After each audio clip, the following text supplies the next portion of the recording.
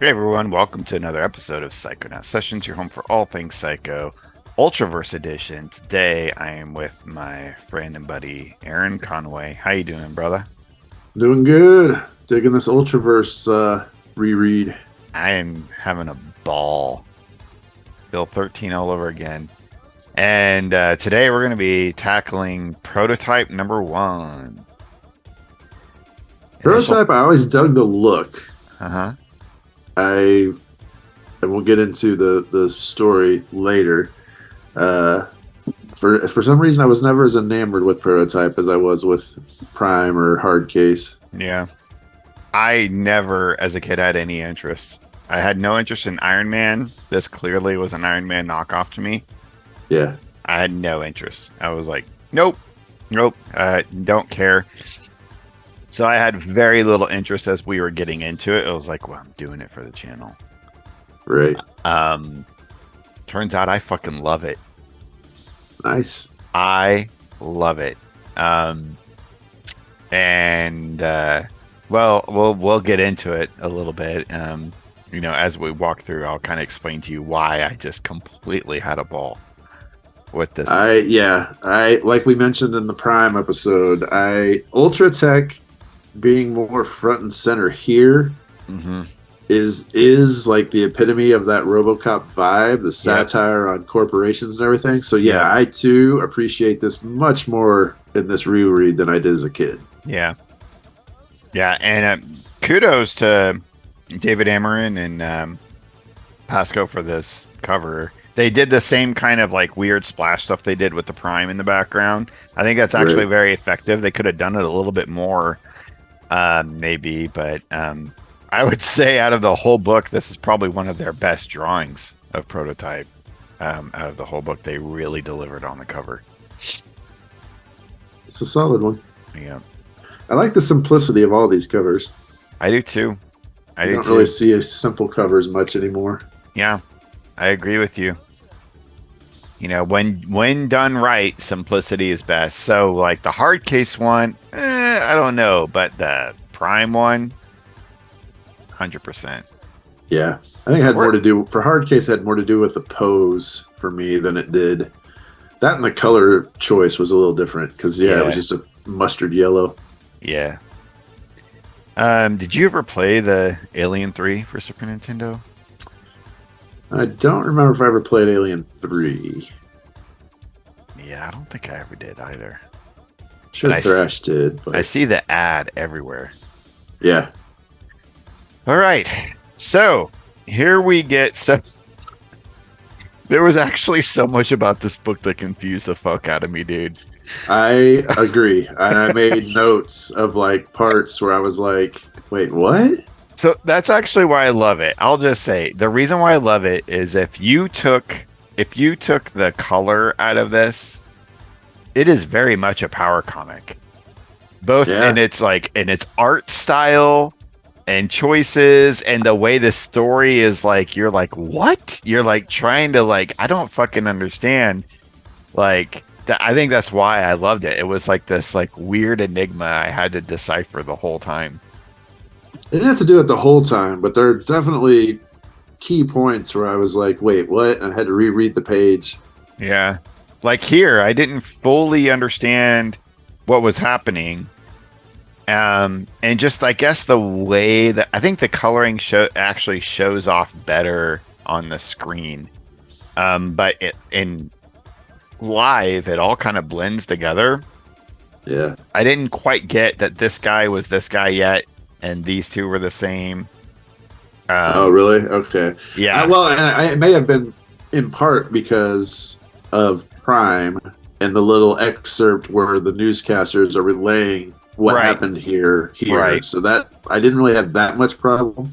Sometimes I just had to figure out like who's shooting who and what's going on. Yeah, yeah. So that's what's going on, folks. For those that did not read the Prime episode, or watch the Prime episode, is that we got a glimpse that there was this exhibition that's going on, and what's happening here is that the prototype hardware is being shown off, which is just like Iron Man, basically.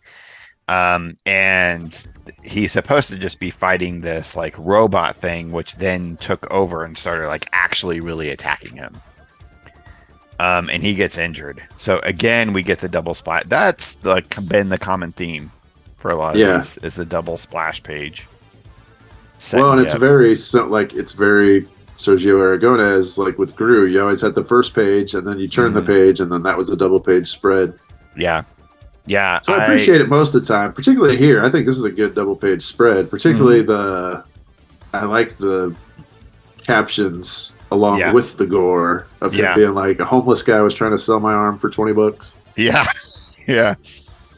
Yeah, pretty fun. So we got Strazewski back, along as you were mentioning, another duo with Tom Mason for writing chops. David Ammerman is doing pencils with James Pascoe, who I assume is the inks. I don't know. It doesn't clarify. It just says they're both the artists. Right. And then we got our old buddy Tim Eldred back. Love you, Timmy. At this point, I'm starting to wonder if he lettered everything. Yeah, that would be a good thing for us to keep it. Or is that another color thing? Because Paul Mounts again back on color design. So is that that's true? Were the letters like a team, like the colorists, where they had their own? Anybody who's like on the Ultraverse podcast or Facebook group that might be watching us, let us know.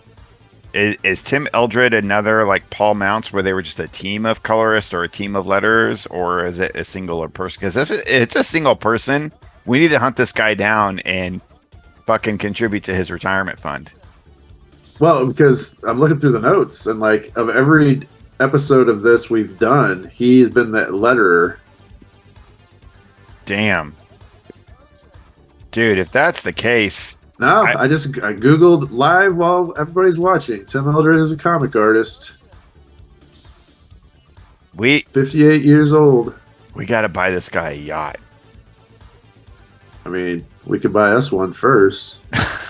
I'm just saying, he contributed to so many great things. No, I mean, yeah. Well earned. I'm just saying, I can't foot that bill. Yeah.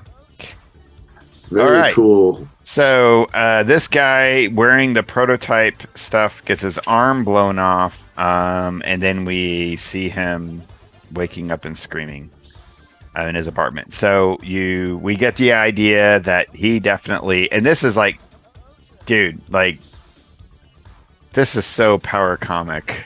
Like the way this is drawn into not for nothing, but like that first panel cracked me up because I get that it's a nightmare, but if you take the context of a nightmare away, he's been over in his bed screaming no, and his cat is like in his ass and where's his neck, you know, he's just like so I was dying laughing, and it wasn't the intent, but it was very funny.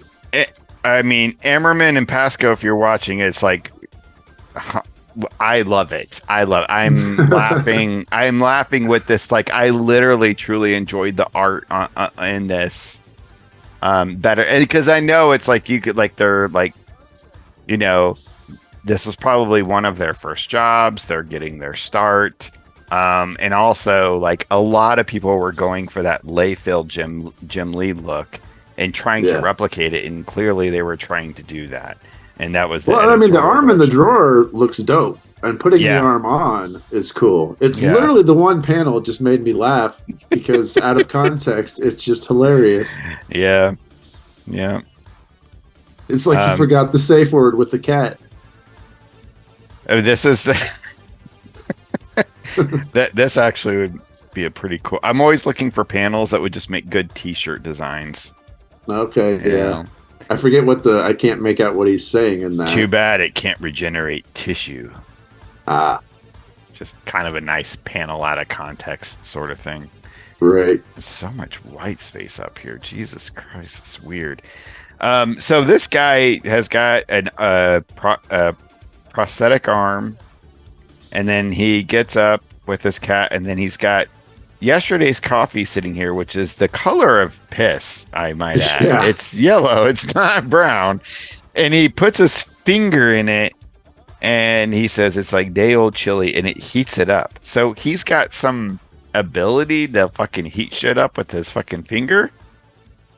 Due to the cybernetic arm. Maybe that explains the position. Never mind. I'll just move forward. I'll move on. All right. So, then we're just thrown to like this alleyway and this couple, and I'm like thinking to myself, I was like, is that him? And I guess maybe it's not, but this guy is on his way to Ultratech's stockholder meeting. Yeah, I don't think it's him because she says his name when she's trying to get him to help her. Okay. And I don't think it's the same. All right. So this is the guy from later that shows up later. Right. He's the one that's like problematic. I thought this was the same guy because his hair is the exact same color and it's fairly close in style. But okay, so we get this dude who's going to the stockholder meeting for Ultratech, and this guy, another just like the villain, the intro villains for Ultraverse could not get any more 90s generic. Right. I mean, like, I as a 13-year-old designed all of these characters. Like, these came right out of my fucking notebook, dude. Yep. The ponytails and the headgear. The Rob Liefeld headgear. So this guy is like, Ultratech, where is Ultratech? And he's just like freaking out in this alley at this couple, grabs the girl and blinds her. I fucking love that. Bash.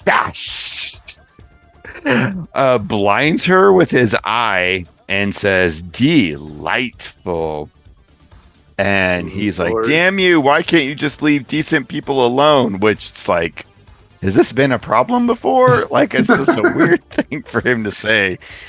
Don't know any decent people. You bastard. Hits him and then screams for Ultratech some more. It's like, you know where the building is, probably, right? Like, it's a big build. Like, why are you just assaulting these people randomly? God, I loved everything about this. I don't have any complaints. I'm sorry. I don't know if there's anything to say. It's part of what cracks me up in this scene is it totally harkened me back to T-Bird in the movie version of The Crow, just randomly going, fire it up. And so he's just like screaming Ultratech. 100%, dude. 100%. I mean, that's kind of like the thing that the 90s had were just these unhinged freaks, Yeah. Can we make the baddest of the baddest guy, and they're just randomly attacking people and like them. Why is he got this like one shoulder strap? Like, that's something like Oliver Twist would wear. I just don't fucking understand. And Ultratech! Ultratech. So we got another splash page. He picks up a car and a coin meter. Coin. And this actually confused me because he's like, Leyland Glare is coming. And I was like, what? Leyland Glare? Like, is that his name? What? But I figured out later he's speaking to Leyland, who is the head of the Ultratech company, and his name is Glare. Yep. Now that one I wasn't puzzled by, and I do like this splash page better than I did Head Knockers back in Hard Case, because at least he's like he's dual wielding a car and a he's fucking big. I mean, and the perspective is like kind of coming from below. So it's got this like immense feel to it. You get the rippling muscles. Yeah, it's a way better splash page. Way better. And then we get because that's an exciting thing in a 90s comics as a 13-year-old is to enter a stockholders meeting. Yeah. Tech stockholder meeting.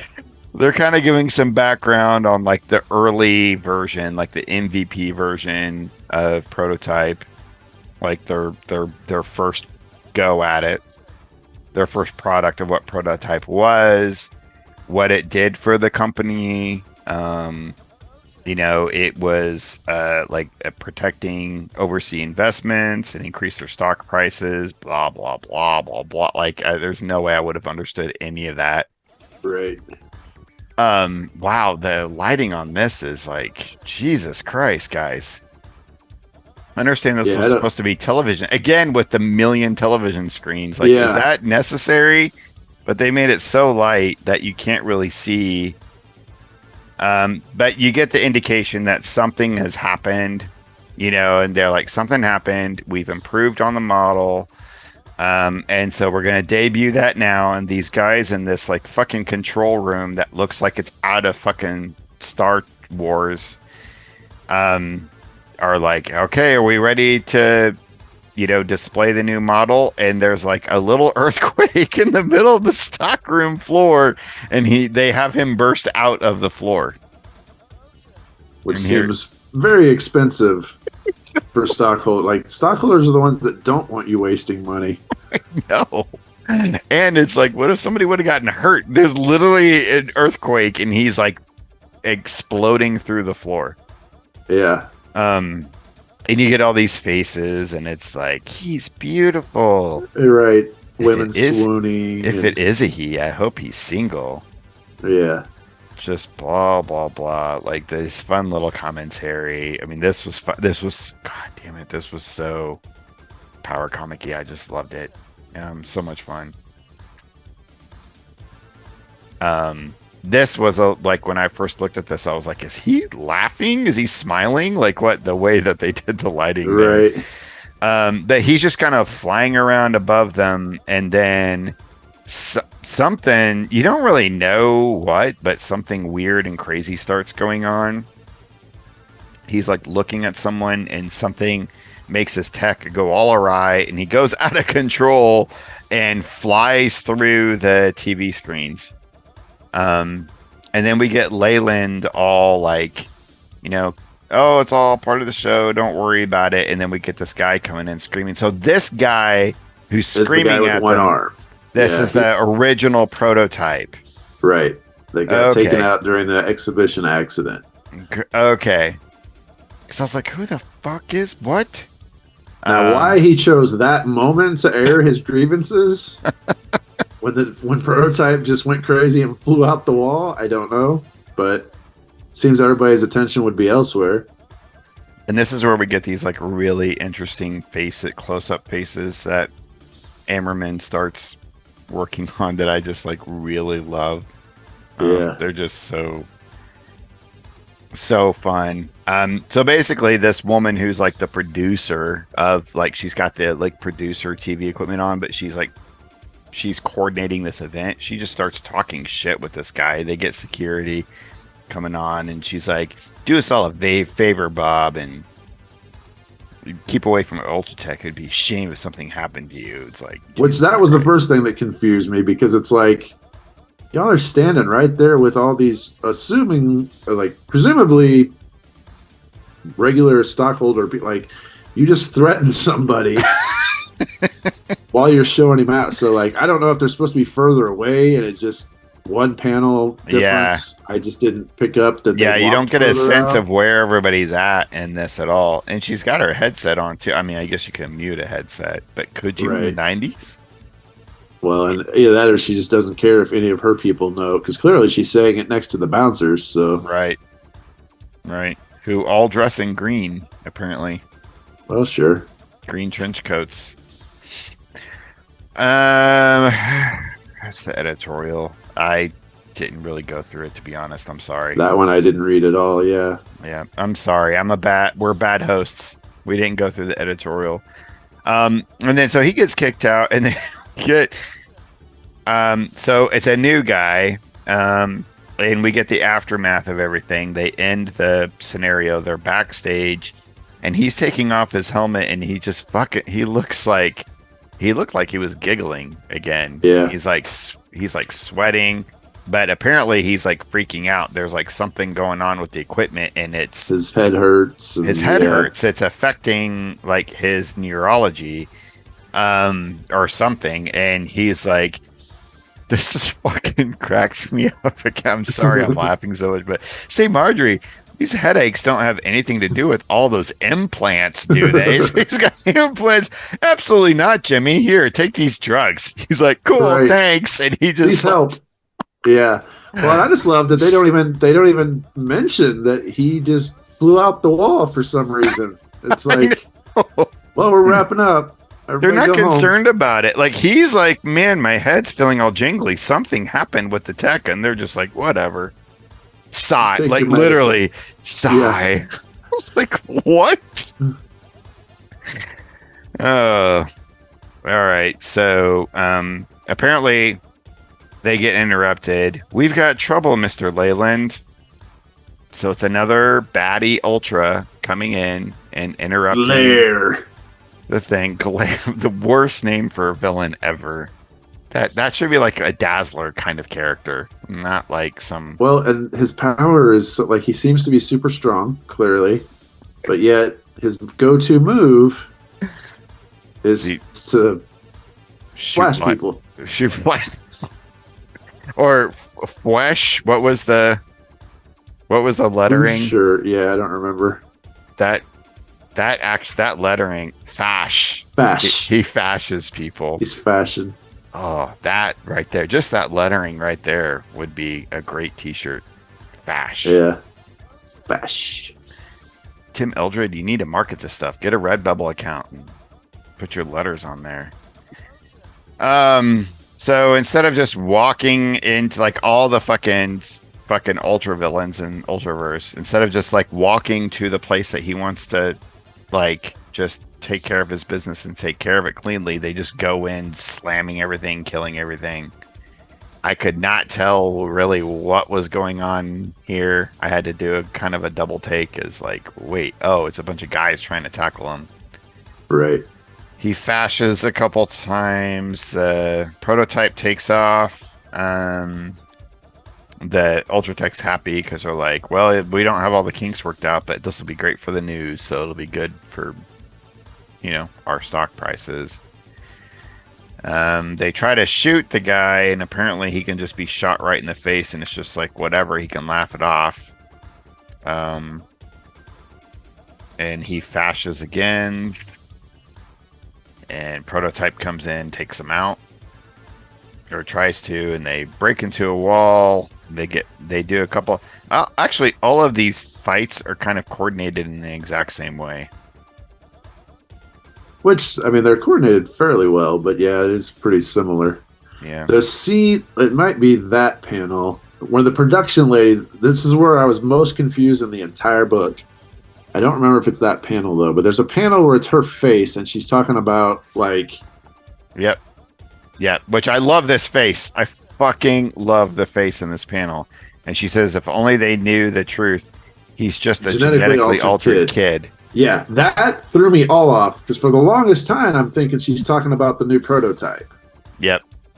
And I was like, what? This isn't even... Is this like a Prime situation where this dude isn't a dude, but he's a kid? Like, what is happening?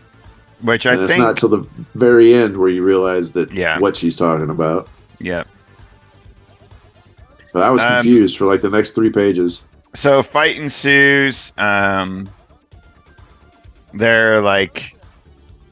I actually really like the colors and stuff in this like control room here. This is like that whole panel reminds me of like it's got strong G.I. Joe vibes. Yeah, 100%. And the head of Ultratech's like, what are their odds makers giving now in Vegas? And they're like, Prototype is a 500-to-1 shot. He's too new and untested. He's like, put me down for $1,000 on the boy. So this is just all a game to Ultratech. They don't care about people. In case you couldn't catch that. That RoboCop satire, man. Yeah. Like, I was here for it. Yeah. But I wasn't as a kid, but I definitely am now. I know. I wish I could have been more into this as a kid, because now I'm going to have to catch all up on these. Because there was a few of them. They fight some more. I didn't know what that was. I guess it was him fashing, but I couldn't fucking tell what was going on. He tries to fash again. Prototype just shoots generically. And then we get another like character who's watching the situation from afar. Right.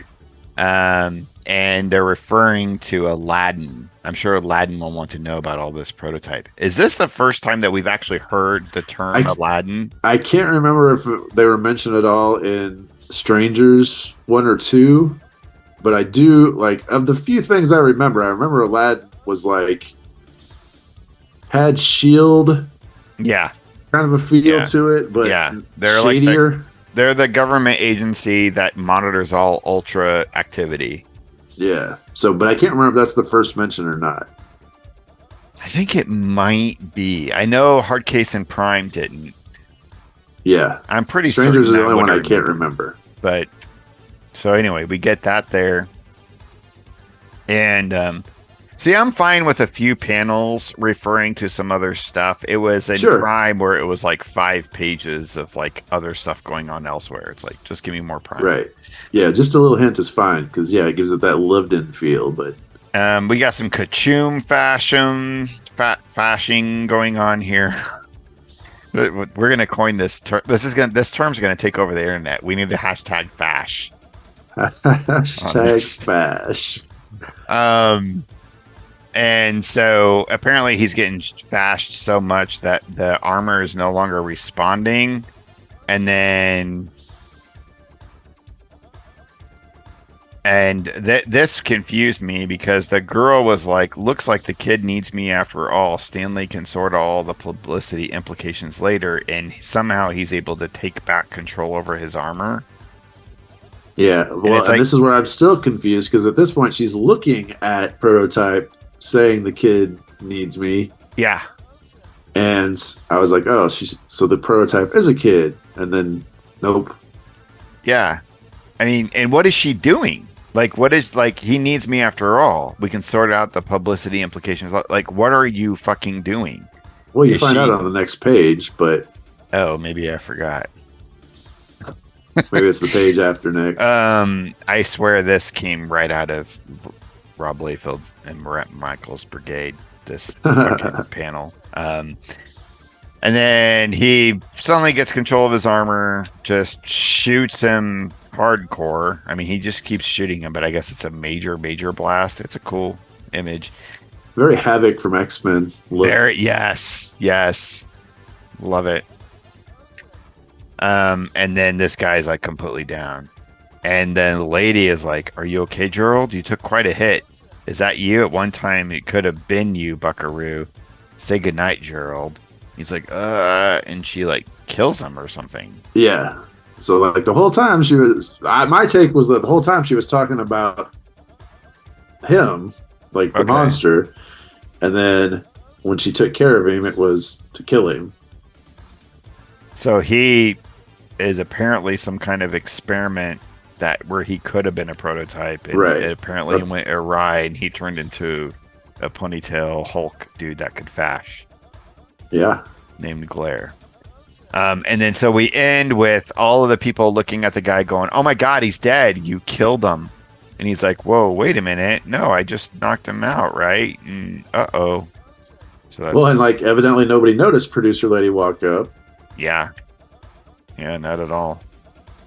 But so that's it. That's what we get. And then we get an ad for a book that we haven't seen yet. True. Exiles. So this lasted 4 issues, and it's actually the lead in to the Breakthrough storyline, which interconnected into all of the titles. Interesting.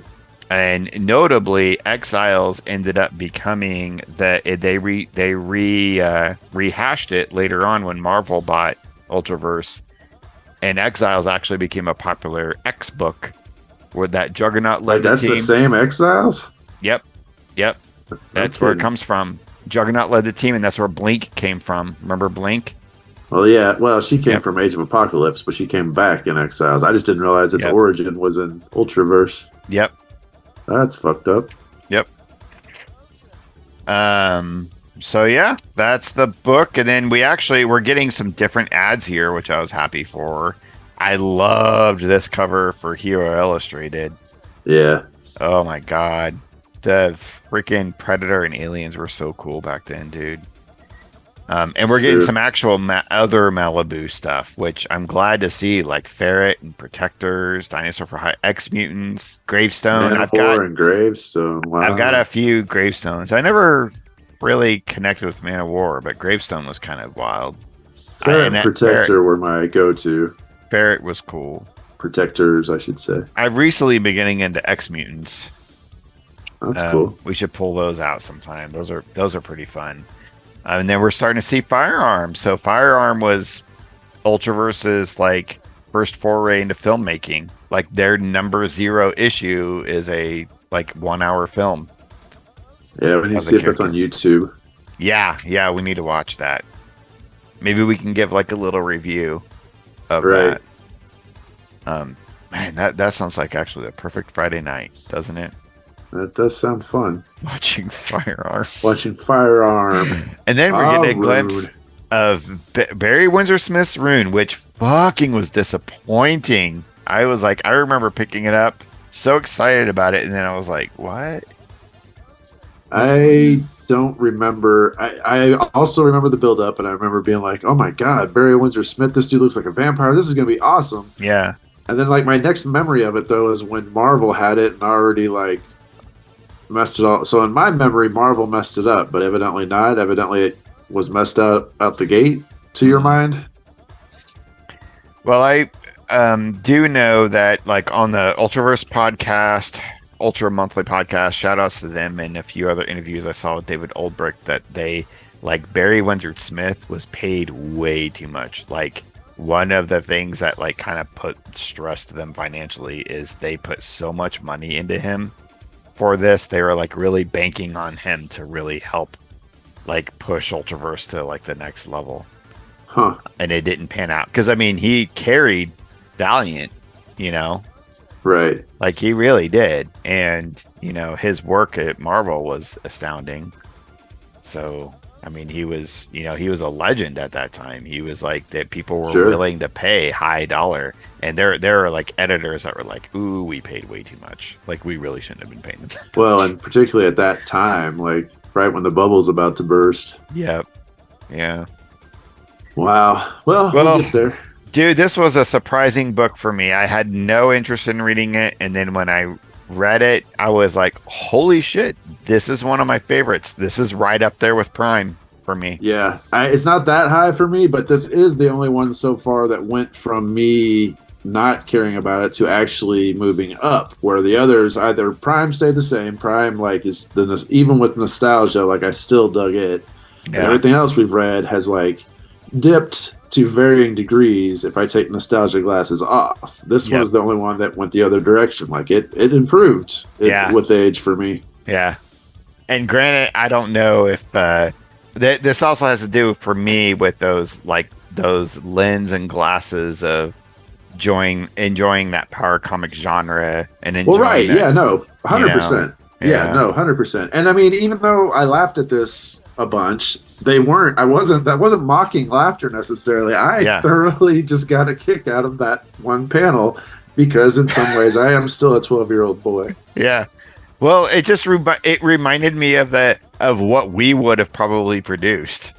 Right. At that age, you know. So it has a huge special place in my heart. So like this was well worth hunting down for me, and I'm looking forward to filling out my run for sure.